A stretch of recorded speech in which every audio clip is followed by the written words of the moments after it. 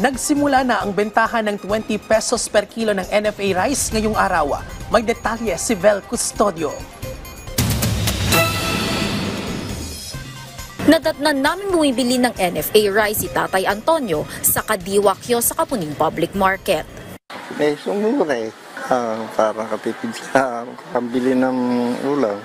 Kaya naman, sinubukan na rin natin ang kalidad ng NFA rice. Ito yung itsura ng NFA rice na binili ng aming nakapanayam sa Kamuning Public Market. Kung titignan yung kalidad, may mga durug-durug lang na nakahalo doon sa long grain rice. Kasing puti lang din naman ito nung nabibili nating well-milled rice. Kung aamuyin naman,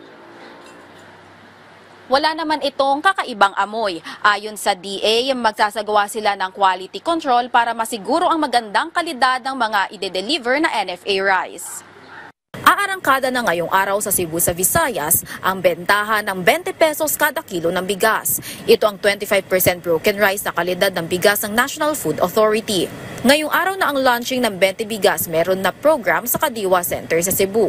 Hindi bababa sa 12,000 sacks ng NFA rice ang inihanda ng DA para sa launching ng programa. Available para sa lahat ang 20 peso bigas para ngayong araw. Pero magiging prioridad ng programa ang mga nasa vulnerable sectors. Kabilang ang miyembro na 4Ps, may kapansanan, senior citizen at solo parent para sa mga susunod pang araw ng implementasyon. Nakapag-apply na ng COMELEC exemption ang Cebu.